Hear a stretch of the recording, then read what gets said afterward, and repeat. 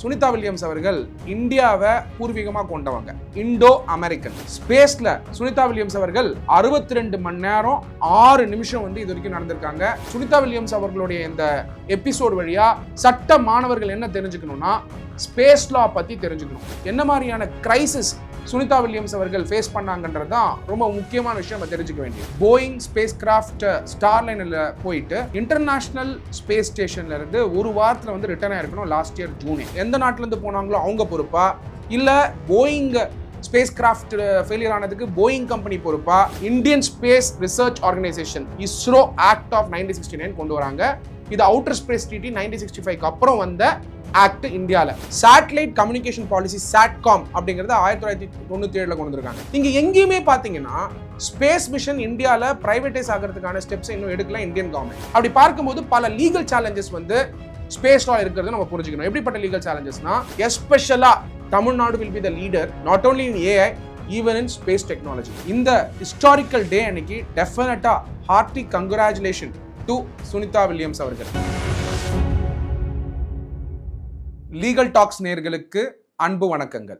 உலகத்திலேயே இன்னைக்கு ஒரு முக்கியமான நாள். காரணம் என்ன அப்படின்னு பார்த்தீங்கன்னா, சுனிதா வில்லியம்ஸ் அவர்களும் வில்மோர் அவங்களோட ஸ்பேஸ் மிஷனுக்கு போன வில்மோர் அவர்களும் லேண்ட் ஆயிருக்காங்க. இந்த செய்தி ஆகப்பட்டது உலகெங்கும் பேசும் பொருளாக ஆயிருக்கு. ஏன் இந்த செய்தி ஆகப்பட்டது பேசும் பொருளாக ஆயிருக்கு அப்படின்னு சொல்லி எல்லாரும் பார்த்துருப்பீங்க. சோஷியல் மீடியா, நியூஸ்ல, இன்டர்நேஷனல் நியூஸ்ல, பேப்பர்ஸ்ல எல்லா இடத்துலையுமே படிச்சிருப்பீங்க. சுனிதா வில்லியம்ஸ் அவர்கள் ஒரு ரினவுட் ஆஸ்ட்ரோனாட், பிளஸ் அவங்க ஒரு பேஷனேட்டா ஆஸ்ட்ரோனாட் ஆகணுங்கிறது தான் அவங்களுடைய லைஃப் மிஷனை இருந்துட்டு இருந்தது. பை த வே, நம்ம ஏன் பெருமையாக நினைக்கணும் சுனிதா வில்லியம்ஸ் அவர்களை பற்றி அப்படின்னா, சுனிதா வில்லியம்ஸ் அவர்கள் இந்தியாவை பூர்வீகமாக கொண்டவங்க, இண்டோ அமெரிக்கன். ஸோ சுனிதா வில்லியம்ஸோட முழு பெயர் சுனிதா லேன் பாண்டியா. அவங்க பார்த்தீங்கன்னா Indian American astronaut commander and international space ஸ்டேஷனில் அந்த மிஷனோட ஹெட்டாகவும் இருந்துட்டு இருந்தாங்க. இவங்க நாசாவில் ஜாயின் பண்ணுறதுக்கு முன்னாடியும், இன்டர்நேஷ்னல் ஸ்பேஸ் ஸ்டேஷனுடைய கமாண்டர் ஆகிறதுக்கு முன்னாடியும் நேவி ஆஃபீஸராகவும் இருந்திருக்காங்க, யூஎஸ் நேவி ஆஃபீஸராக இருந்திருக்காங்க. ப்ளஸ் முக்கியமான ஒரு அச்சீவ்மெண்ட் சுனிதா வில்லியம்ஸ் அவர்களுடைய முக்கியமான அச்சீவ்மெண்ட் என்னன்னா, being the first woman plus experienced space வாக்கராகவும் இருந்திருக்காங்க.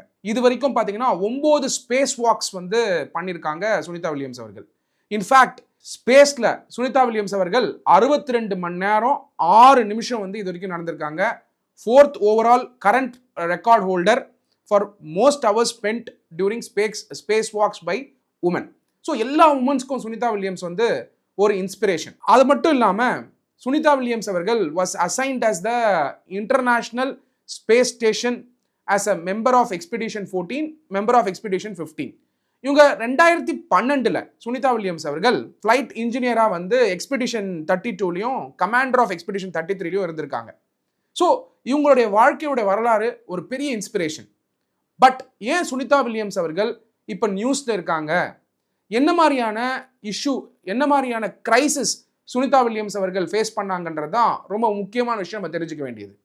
இந்த காணொளி வழியா எல்லா சட்ட மாணவர்களுக்கும் இது ஒரு முக்கியமான ஒரு காணொலியை நான் இது சொல்ல விரும்புகிறேன். காரணம் என்னன்னா, சுனிதா வில்லியம்ஸ் அவர்களுடைய இந்த எபிசோட் வழியா சட்ட மாணவர்கள் என்ன தெரிஞ்சுக்கணும்னா, ஸ்பேஸ் லா பற்றி தெரிஞ்சுக்கணும். ஸ்பேஸ் லா அப்படிங்கிற ஒரு சட்டம் இருக்கு, அது எப்படி இயங்குது, அந்த லாவுடைய சாராம்சம் என்ன அப்படின்னு தெரிஞ்சுக்கிறதுக்கு சுனிதா வில்லியம்ஸ் அவர்கள் கடந்து வந்த இந்த கிரைசிஸ் பாதை நம்ம தெரிஞ்சுக்க வேண்டியது மிக மிக அவசியம். சுனிதா வில்லியம்ஸ் அவர்களும் பட்ச் வில்மோர் அவர்களும் லாஸ்ட் இயர் ஜூன் மாதம் இன்டர்நேஷனல் ஸ்பேஸ் ஸ்டேஷனுக்கு போகிறாங்க. அப்படி போகும்போது Boeing space craft called Starliner வழியா இன்டர்நேஷனல் ஸ்பேஸ் ஸ்டேஷனுக்கு போகிறாங்க. ஆக்சுவலாக போயிங் ஸ்பேஸ் கிராஃப்ட் ஸ்டார்லைனில் போயிட்டு இன்டர்நேஷ்னல் ஸ்பேஸ் ஸ்டேஷன்ல இருந்து ஒரு வாரத்தில் ரிட்டர்ன் ஆயிருக்கணும் லாஸ்ட் இயர் ஜூனே. அன்ஃபார்ச்சுனேட்டாக என்ன ஆச்சுன்னா, போயிங் ஸ்பேஸ் கிராஃப்டில் சில லீக்கேஜஸ் ப்ளஸ் அதில் மால் ஃபங்க்ஷன் ஆன உடனேயே அங்கேயே சுனிதா வில்லியம்ஸ் அவர்களும் பட்ச் வில்மோர் அவர்களும் அங்கேயே தங்க வேண்டிய கட்டாயம் வந்துடுச்சு. அவங்கள திரும்பி கொண்டு வர அந்த மிஷன் அமெரிக்கன் கவர்மெண்ட் முக்கியமான ஒரு ரெஸ்பான்சிபிலிட்டியை எடுத்துக்கிட்டாங்க. ஏன் போயிங் ஸ்பேஸ் கிராஃப்ட் ஸ்டார்லைனில் அவங்க வரலன்னா, போயிங் ஸ்பேஸ் கிராஃப்ட் அன்சேஃப் அப்படின்னு ஃபீல் பண்ணதுனாலையும், கண்டிப்பாக வந்தால் பல பிரச்சனைகள் வந்து ட்ராவல் பண்ணுறவங்களுக்கு இருக்குங்கிறதுனால போயிங் ஸ்பேஸ் கிராஃப்ட் வந்து திரும்பி சேஃபாக வந்து வந்துடுச்சு. அஃப்கோர்ஸ் சேஃபாக ஸ்பேஸ் கிராஃப்ட் வந்தாலும் அதில் சுனிதா வில்லியம்ஸ் அவர்களும் பட்ச் வில்மோர் அவர்களும் வந்திருந்தால் அவங்களுக்கு வந்து உயிருக்கு ஆபத்து இருக்க வாய்ப்புகள் இருக்குன்றதுனால அவங்க இன்டர்நேஷ்னல் ஸ்பேஸ் ஸ்டேஷன்லேயே இருந்துடுறாங்க. ஸோ ஒரு வாரத்தில் ரிட்டர்ன் ஆக வேண்டியவங்க அப்போ ஜூன் மாதம் லாஸ்ட் டைம் போகும் பொழுது அவங்க கொண்டு போன ரிசோர்ஸ் எல்லாமே அந்த 1 வீக்குக்காக தான் இருந்திருக்கும். அப்போது அமெரிக்கன் கவர்மெண்ட் வந்து திரும்பி அவங்களை எப்படியாவது கொண்டு வரணுன்றதுக்காக ஸ்பேஸ் எக்ஸ் டிராகன் ஸ்பேஸ் கிராஃப்டை அமுச்சு வைக்கிறாங்க இன்டர்நேஷ்னல் ஸ்பேஸ் ஸ்டேஷனுக்கு. அவங்க திரும்பி வர்றதுக்கு கிட்டத்தட்ட 9 months டிலே ஆயிருக்கு. அப்போது 9 monthsக்கு தேவையான ரிசோர்ஸஸ்ஸு எப்படி வந்து அவங்க இருந்திருப்பாங்கன்றது நம்மளால் இமேஜின் பண்ண முடியுது. அதுவும் நோ கிராவிட்டி இல்லாத ஒரு இடத்துல எந்த மாதிரியான அவங்க சஸ்டெயின் பண்ணியிருக்க முடியும், எவ்வளோ கடினங்கள் அவங்க ஃபேஸ் பண்ணியிருக்காங்கன்றது நம்மளால் இமேஜின் பண்ண முடியுது. பட் இது ஏன் நம்ம தெரிஞ்சுக்கணும், வெரி இம்பார்ட்டன்ட், நம்ம ஏன் இதை தெரிஞ்சுக்கணும்னா அந்த கஷ்டத்தை அவங்க அண்டர்கோ பண்ணும்போதும் அவங்க ஒரு பேஷனேட் அஸ்ட்ரோனாட்டாக இருந்தால் தான் அப்படி வந்து சர்வைவ் ஆக முடியும். சர்வைவ் ஆகி space X dragon space craft இன்னைக்கு ஃப்ளோரிடா கடலில் வந்து சேரும் பொழுது ஒரு முக்கியமான ஒரு சீனரியும் அங்கே நடக்குது. என்னன்னா டால்ஃபின்ஸ் வந்து வரவேற்றதை வந்து எல்லாரும் நம்மளால் பார்க்க முடியுது. இது ஹிஸ்டாரிக்கல் விஷயம். ஏன்னா நம்மளுடைய வேர்ல்டு ஹிஸ்ட்ரியிலேயே ஒரு ஹிஸ்டாரிக்கல் டேன்னு சொல்லலாம். காரணம் என்னன்னா ஒரு 1 வீக் இன்டர்நேஷ்னல் ஸ்பேஸ் ஸ்டேஷனுக்கு போயிட்டு 9 மாதம் கழிச்சு சேஃபாக திருப்பி ஏர்த்துக்கு வந்து அங்கேருந்து டக்குன்னு வந்து சுனிதா வில்லியம்ஸ் அவர்களையும் பட்ச் வில்மோர் அவர்களையும் கூட்டிகிட்டு போகிறாங்க. இன்ஃபேக்ட் லாஸ்ட் இயர்லேருந்து 9 மாதத்தில் பார்த்தீங்கன்னா ஈவன் சுனிதா வில்லியம்ஸ் அவர்கள் வந்து கிறிஸ்மஸ்க்கு முன்னாடி பல செலிப்ரேஷன்ஸும் இன்டர்நேஷ்னல் ஸ்பேஸ் ஸ்டேஷனில் பண்ணதை நம்மளால் பார்க்க முடிஞ்சது பல வீடியோஸ்னால. ஸோ இந்த ஹிஸ்டாரிக்கல் டே அன்னைக்கு டெஃபினட்டாக hearty congratulation to Sunita Williams அவர்கள். நம்ம இந்தியாவில் இருக்கக்கூடியவங்க எல்லாருமே வந்து சுனிதா வில்லியம்ஸ் அவர்களை அப்ரிஷியேட் பண்ணணும். பாரத பிரதமர் இன்னைக்கு இந்த தருணத்தில் ஃப்ளோரிடாவில் சுனிதா வில்லியம்ஸ் அவர்களும் பட்ச் வில்மோர் அவர்களும் லேண்ட் ஆன உடனேயே, ஸ்பேஸ் எக்ஸ் டிராகனில் லேண்ட் ஆன உடனேயே பாரத பிரதமர் நரேந்திர மோடி அவர்கள் அவருடைய ட்விட்டர் ஹேண்டில்லேருந்து ஒரு முக்கியமான ட்வீட்டை போடுறாரு. அவருடைய எக்ஸ் பக்கத்தில் அவருடைய ட்வீட்டில் வந்து போடுறாரு. என்ன போட்டிருந்தாருன்னா, welcome back comma Crew 9, the earth missed you அப்படின்னு போட்டிருந்தாரு. There has been a test of grit, courage and boundless human spirit. I repeat, there has been a test of grit, courage and boundless human spirit. Sunita Williams and the Crew 19 astronauts have once again shown us what perseverance truly means. Their unwavering determination in the face of the vast unknown will forever inspire millions. Space exploration is about pushing the limits of human potential, daring to dream and having the courage to turn those dreams into reality. Sunita Williams, a trailblazer and an icon, has exemplified this spirit throughout her career. We are incredibly proud of all those who worked tirelessly to ensure their safe return. They have demonstrated what happens when precision meets passion and technology meets tenacity. Take பண்ணியிருக்காரு astro_suni அப்படின்னு சொல்லிட்டு. டெஃபினட்டாக நாசாவையும் take பண்ணியிருந்தாரு பாரத பிரதமர் நரேந்திர மோடி அவர்கள். அது மட்டும் இல்லாமல் தமிழ்நாட்டின் மாண்புமிகு முதலமைச்சர் அவர்கள் MK ஸ்டாலின் அவர்களும் சுனிதா வில்லியம்ஸ் அவர்களை வந்து அப்ரிஷியேட் பண்ணி கிட்டத்தட்ட 287 நாள் வந்து இந்த சேலஞ்சஸ் வந்து ஃபேஸ் பண்ணி வந்ததுக்கு நம்மளுடைய chief minister of Tamil Nadu MK Stalin அவர்கள் அப்ரிஷியேட் பண்ணி அவரும் வந்து அசம்பிளியில் பேசியிருந்தார். ஸோ இது பார்க்கும் பொழுது அந்த sheer grit and passion, Sunita Williams அவங்களுடைய கிரிட் அண்ட் பேஷனை வந்து அப்ரிஷியேட் பண்ண வேண்டிய இடத்துலையும் நம்ம இன்ஸ்பிரேஷனாக எடுத்துக்கணும் அப்படிங்கிறது தான் ரொம்ப இம்பார்ட்டன்ட் பாயிண்ட்டு. அந்த ஒரு தருணம் அவங்க வந்து அந்த ஸ்பேஸ் எக்ஸ் டிராகன் ஸ்பேஸ் கிராஃப்ட்லேருந்து வெளில வரும்பொழுது அந்த ஒரு வீடியோ பார்க்கும்போது ஒரு பெரிய இன்ஸ்பிரேஷனாக தான் இருக்குது. ஏன்னா பல விஷயத்தை நம்ம ட்ரீம் பண்ணும்பொழுது அதில் வரக்கூடிய சேலஞ்சஸை மீட் பண்ணும்பொழுது சில நேரங்களில் வந்து தோல்விகளும் வரலாம். ஆனால் அதையும் மீறி பர்சிவியரன்ஸை வச்சுக்கிட்டு கிரிட்டை வச்சுக்கிட்டு திருப்பி இடத்துக்கு வந்து திருப்பி அந்த பேஷனை கண்டினியூ பண்ணுற, எனர்ஜியை கண்டினியூ பண்ணுறது வந்து சுனிதா வில்லியம்ஸ் அவங்களுடைய லைஃப்லேருந்து கண்டிப்பாக நம்ம வந்து ஒரு இன்ஸ்பிரேஷனாக எடுத்துக்கணும். இதில் சட்ட மாணவர்கள் என்ன தெரிஞ்சுக்கணுங்கிறது தான் ரொம்ப ரொம்ப இம்பார்ட்டண்ட். இந்த மாதிரியான கிரைசிஸ் வரும்பொழுது இதுக்கான சட்டங்கள் இருக்கா, இந்த சட்டங்கள் வந்து கண்ட்ரியை சார்ந்ததா, இல்லை இன்டர்நேஷ்னல் ட்ரீட்டிஸ் இருக்கா, இதுக்கான சட்டங்களை வந்து யார் கொண்டு வருவா, அந்தந்த நாடுகளே கொண்டு வருவாங்களா, இந்த மாதிரி பிரச்சனைகள் ஸ்பேஸில் வந்தால் எல்லா நாடுகளும் பொறுப்பா, எந்த நாட்டிலேருந்து போனாங்களோ அவங்க பொறுப்பா, இல்லை போயிங் ஸ்பேஸ் கிராஃப்ட் ஃபெயிலியர் ஆனதுக்கு போயிங் கம்பெனி பொறுப்பா, இல்லை ஸ்பேஸ் எக்ஸ் டிராகன் வந்து திருப்பி கொண்டு வரும் பொழுது அவங்களுக்கு வந்து இருக்கக்கூடிய சட்டங்கள் என்னென்ன அப்படின்னு நம்ம தெரிஞ்சுக்கும் பொழுது ஸ்பேஸ் லா அப்படிங்கிற ஒரு சட்டம் இருக்கிறத நம்ம புரிஞ்சுக்கணும். ஸ்பேஸ் லாங்கிறது வந்து ஒரு வாஸ்டான சப்ஜெக்ட். இந்த சட்டத்தில் இருக்கக்கூடிய பல நுணுக்கங்களை தெரிஞ்சுக்க வேண்டிய கட்டாயத்தில் இருக்கும். ஸ்பேஸ் லா அப்படிங்கிறது வந்து ஒரு பப்ளிக் லா மட்டும் கிடையாது, இப்போ அது பிரைவேட் லாவும் மாறிக்கிட்டு இருக்கு. காரணம் என்னன்னு பார்த்தீங்கன்னா, பல நிறுவனங்கள், ஸ்பேஸ் எக்ஸ் மாதிரி நிறுவனங்கள், ப்ளூ ஆரிஜின்ங்கிற நிறுவனங்கள், ராக்கெட் லேப், அப்புறம் விர்ஜின் கேலக்டிக் அப்படிங்கிற ஒரு கம்பெனி, இவங்கெல்லாம் அமெரிக்காவில் வந்து இப்போ ஸ்பேஸை வந்து பிரைவேட்டைசேஷன் ஆக்கி அது வழியாக எக்ஸ்ப்ளோரேஷன் பண்ணுறதை நம்மளால் பார்க்க முடியுது. இன்ஃபேக்ட் லாஸ்ட் இயர் நிறைய சிவிலியன்ஸும் இப்போ ஸ்பேஸ்க்கு போக ஆரம்பிச்சு நம்மளால் பார்க்க முடியுது. இதுக்கு ட்ரெண்ட் செட்டரே அமெரிக்கா தான். இன்ஃபேக்ட் ஆக்டர் வில்லியம் ஷாட்னர் போயிருக்காரு ஸ்பேஸ்க்கு. ரெண்டாவது பிஸ்னஸ் டைக்கூன் ஜெஃப் பெசோஸ், அப்புறம் Richard Branson, pop star Katy Perry, talk show host Gayle King, Blue Origins NS-31 மிஷன்லையும் இருக்கிறது நம்மளால் பார்க்க முடியுது.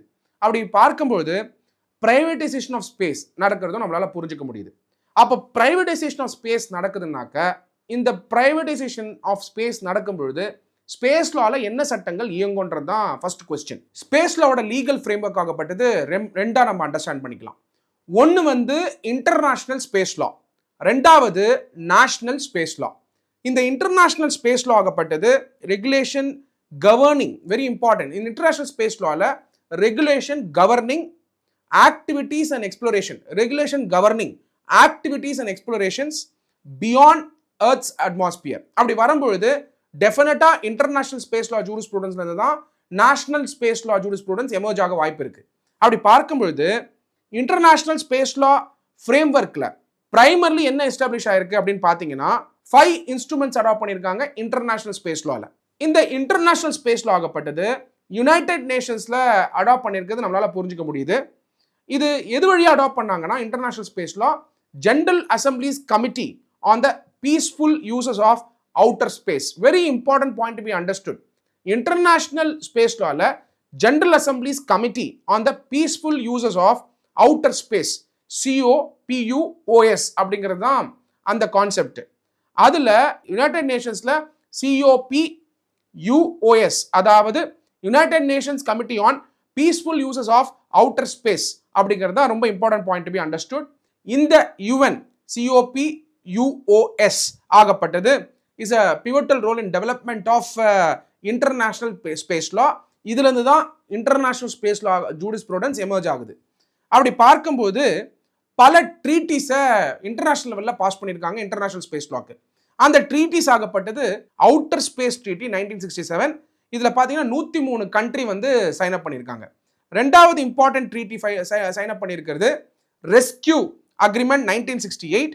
இதில் ஸ்பேஸ் பர்சனல் ரெஸ்கியூ அப்படிங்கிற ஒரு சமயம் அங்கே இருக்கக்கூடிய ரெஸ்கியூ ஆப்ரேஷன்ஸ் நடத்தணும்னா எந்த விதிகளை ஃபாலோ பண்ணி ரெஸ்கியூ ஆப்ரேஷன்ஸ் நடத்தணும் அப்படிங்கிறதையும் கிளியராக சொல்லியிருக்காங்க. இதில் ரெஸ்கியூ அக்ரிமெண்ட் 1968 படி தான் இப்போ சுனிதா வில்லியம்ஸ் அவர்களை ரெஸ்கியூ பண்ணி கொண்டு வந்திருக்காங்க எர்த்துக்கு. அதில் என்ன சொல்லப்பட்டிருக்குன்னா, the rescue agreement known formally as the agreement on the rescue of astronauts, the return of astronauts and the return of objects launched in the outer space is an international accord outlining the responsibility of states regarding space personal rescue. அப்ப rescue பண்ணணும்னு சொன்னாக்க அதுக்கு ஒரு treat இருக்கு, international treat இருக்கு. அந்த ட்ரீட்டியை base பண்ணி தான் சுனிதா வில்லியம்ஸ் அவர்களை திருப்பி அர்த்துக்கு கொண்டு வந்திருக்காங்க. அதுக்கு ஒரு சட்டம் இருக்கு, எப்படி செயல்படணுங்கிற வரைமுறை இருக்கு. அந்த வரைமுறை 1968 இருக்குன்றது தான் நம்ம புரிஞ்சுக்கணும். அப்படி பார்க்கும் பொழுது outer space treaty 1967 simply mandate பண்றது என்னன்னா பர்சனல் ஆஃப் ஸ்பேஸ் கிராஃப்டை தான் மேண்டேட் பண்ணியிருக்காங்களே தவிர ஒரு சமயம் அங்கே கிரைசிஸ் வந்தால் எப்படி ரிட்டர்ன் பண்ணுங்கிற அக்ரிமெண்ட் ரெஸ்கியூ அக்ரிமெண்ட் 1968 தான் நம்ம புரிஞ்சுக்க முடியுது. ரெண்டாவது liability convention 1872, very important point. First வந்து outer space treaty 1967 sign up ஆகுது, ரெஸ்கியூ அக்ரிமெண்ட் 1968 சைன் அப் ஆகுது. மூணாவது பார்த்தீங்கன்னா லயபிலிட்டி கன்வென்ஷன். ஒரு சமயம் அந்த ஸ்பேஸ் மிஷன் வந்து ஒரு கண்ட்ரிலேருந்து லான்ச் பண்ணால் அந்த கண்ட்ரிக்கு என்ன லயபிலிட்டி இருக்குது, எந்த மாதிரியான அவங்களுக்கு வந்து பிரச்சனையான எந்த லயபிலிட்டி வரும் அப்படிங்கிறது தான் ரொம்ப இம்பார்ட்டன்ட் பாயிண்ட் பி நோட்டட். அந்த லயபிலிட்டி கன்வென்ஷன் ஆகப்பட்டது 1 செப்டம்பர் 1972 சைன் அப் பண்ணுறாங்க. அதில் பார்க்கும்பொழுது liability for space related damage, ஒரு சமயம் ஒரு நாட்டிலேருந்து ஒரு ஸ்பேஸ் மிஷன் லான்ச் பண்ணும் பொழுது அதனால் வரக்கூடிய டேமேஜ்க்கு லயபிலிட்டி யாருக்கு அப்படிங்கிறத ஃபிக்ஸ் பண்ணுறது தான் இந்த லயபிலிட்டி கன்வென்ஷன் 1972. இப்போ அதுக்கு முன்னாடி ஸ்பேஸ் மிஷன்ஸ் ஆகப்பட்டது ஒரு கண்ட்ரியும் லான்ச் பண்ணிட்டு இருந்தாங்க. இப்போ ஸ்பேஸ் மிஷன்ஸ் ஆகப்பட்டது பிரைவேட்டைஸ் ஆகிட்டு இருக்கு அமெரிக்காவில். டெஃபினட்டா இந்த ஸ்பேஸ் மிஷன் வந்து அமெரிக்காவில் பிரைவேட்டைஸ் ஆகும் பொழுது, ஆர்டிஃபிஷியல் இன்டெலிஜென்ஸ் வரும் பொழுது, இந்தியாவும் ஃபியூச்சரில் ஸ்பேஸ் மிஷன்ஸ் வந்து பிரைவேட்டைஸ் ஆகிறதுக்கான வாய்ப்புகள் இருக்கு. இன்ஃபேக்ட் தமிழ்நாட்டிலேயே பல காலேஜஸ் வந்து ஸ்பேஸ் மிஷன்ஸ் வந்து பிரைவேட்டாகவே ராக்கெட் வந்து இப்போ ரீசெண்டாக லான்ச் பண்ணி அதில் வெற்றி அடைஞ்சது நம்மளாலே பார்க்க முடியுது.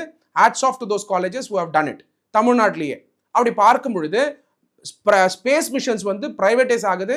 பிகாஸ் டெக்னாலஜி வந்து ஓரளவுக்கு அஃபோர்டபுளாக இனோவேட் பண்ணுற அளவுக்கு இப்போ வந்துகிட்டு இருக்கு அப்படிங்கிறத நம்ம புரிஞ்சுக்கணும். அப்படி பார்க்கும் பொழுது அந்த லயபிலிட்டி கன்வென்ஷனில் எந்த மாதிரி லயபிலிட்டி அந்த நாட்டுக்கு வரும், இல்லை அந்த பிரைவேட் ஆர்கனைசேஷன் யார் லான்ச் பண்ணுறாங்களோ அவங்களுக்கு எந்த மாதிரி லயபிலிட்டி வரும்ன்றது தான் இந்த லயபிலிட்டி கன்வென்ஷன் 1972. அதுல article 7 of the liability convention ரொம்ப important article. Exact words of that article. Article 7 of the Outer Space Treaty outlines the liability of the launching state, holding it accountable for compensating damages caused by its space objects on Earth's surface or to an aircraft, as well as for damages due to faults in space. ஒரு சமயம் damage ஆகுது space, அந்த ஸ்பேஸ்ல launch பண்ற மிஷன்னால ஏர்கிராஃப்ட்க்கு வந்து problems ஆகுது, அங்க வந்து கொல்யூஷன்ஸ் வந்து ஒரு கண்ட்ரி லான்ச் பண்ண ஸ்பேஸ் மிஷனால வருது, இன்டர்நேஷனல் ஸ்பேஸ் ஸ்டேஷனுடைய ரூல்ஸ் அண்ட் ரெகுலேஷன்ஸை ஃபாலோ பண்ணல, யூஎன் கொண்டு வந்த ஜெனரல் அசம்பிளிஸ் கமிட்டியோட peaceful uses of outer space வந்து அந்த ரெகுலேஷன்ஸை கரெக்டாக ஃபாலோ பண்ணல அப்படின்னா லயபிலிட்டி வந்து ஆர்டிகல் 7 படி வரும்ன்றதான் நம்ம புரிஞ்சுக்கணும். ரெஜிஸ்ட்ரேஷன் கன்வென்ஷன் 1975லையும் கொண்டு வராங்க. இதில் பார்த்தீங்கன்னா யுனைடெட் நேஷன் ஜெனரல் அசம்பிளி 1974ல் இதை கொண்டு வராங்க. It's a convention on registration of objects launch in outer space. நீங்கள் அவுட்டர் ஸ்பேஸில், அதாவது ஸ்பேஸில் வந்து ஏதாவது நீங்கள் ஆப்ஜெக்ட்ஸை லான்ச் பண்ணுறீங்கன்னா அதை ரெஜிஸ்டர் பண்ணணும் அப்படிங்கிற கன்வென்ஷன் தான் ரெஜிஸ்ட்ரேஷன் ஆஃப் அவுட்டர் ஆப்ஜெக்ட்ஸ் அப்படிங்கிறத நம்ம புரிஞ்சுக்கணும். இந்த ரெஜிஸ்ட்ரேஷன் கன்வென்ஷன்லையும் கிட்டத்தட்ட 72 நாடுகள் வந்து அப்ரூவ் பண்ணியிருக்காங்க ஆஸ் ஆஃப் February 2022. அதனால இந்த அக்ரிமெண்ட் மேண்டேட்ஸ், இது வந்து யூஎன் பேஸ்ட் அக்ரிமெண்ட்டாக இருக்கிறதுனால எல்லா நாடுகளும் இதை ஒத்துக்கிறதுனால வரக்கூடிய நாட்களில் எந்த விஷயத்தை நீங்கள் ஸ்பேஸில் லான்ச் பண்ணாலும் அதை ரெஜிஸ்டர் பண்ணி தான் லான்ச் பண்ணணும் அப்படிங்கிறத நம்ம புரிஞ்சுக்கணும். இந்த கன்வென்ஷன்ஸை தாண்டி இன்டர்நேஷனல் ஸ்பேஸ் லால டிக்ளரேஷன்ஸும் உண்டு.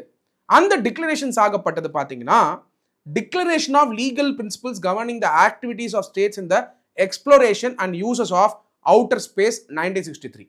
ரெண்டாவது declaration governing the use of satellites for television broadcasting. மூணாவது declaration regarding remote sensing from outer space. Declaration regarding the use of nuclear power sources in outer space. Declaration on international cooperation in space exploration for the benefit of all states, particularly developing country. இந்த declarations எல்லாமே வந்து கொண்டு வந்திருக்காங்க. இதில் பிரைமரியாக பார்த்தீங்கன்னா நீங்கள் international லெவலில் இந்த அக்ரிமெண்ட்ஸ் இருக்கிறதுனால நீங்கள் ஸ்பேஸில் எந்த ஆக்டிவிட்டி பண்ணாலுமே அவுட்டர் ஸ்பேஸ் ட்ரீட்டி 1967 படி கம்ப்ளைண்ட்டாக இருக்கணும். 2 ரெஸ்கியூ அக்ரிமெண்ட் படி 1968 படி நீங்கள் ரெஸ்கியூ ஆப்ரேஷன்ஸ் ஏதாவது இஷ்யூஸ் வந்தால் எப்படி பண்ணுவீங்கன்ற வரைமுறைகள் இருக்கணும். இது இஸ்ரோவில் பார்த்தீங்கன்னா இருக்கு, இதுக்கான வரைமுறைகளும் இருக்கு. இந்த சட்டங்களை பேஸ் பண்ணி தான் இஸ்ரோவே இயங்குது அப்படின்றத நம்ம புரிஞ்சுக்கணும். மூணாவது பார்த்தீங்கன்னா லயபிலிட்டி கன்வென்ஷன் 1972, த ரெஜிஸ்ட்ரேஷன் கன்வென்ஷன் 1975, அப்புறம் டிக்ளரேஷன்ஸ் வந்து இருக்கணுன்றது தான் ரொம்ப இம்பார்ட்டன்ட் பாயிண்ட் பி நோட்டட். இது வந்து இன்டர்நேஷனல் சினாரியோ. ரெண்டாவது இம்பார்ட்டன்ட் திங் பார்த்தீங்கன்னா ஸ்பேஸ் லெஜிஸ்லேஷன் இன் இந்தியா. இந்தியாவில் லீகல் ஃப்ரேம்வொர்க் ஆகப்பட்டது ஸ்டாச்சூஸ் வழியாக கொண்டு வந்திருக்காங்க. Indian space research organisation ISRO act of 1969 கொண்டு வராங்க.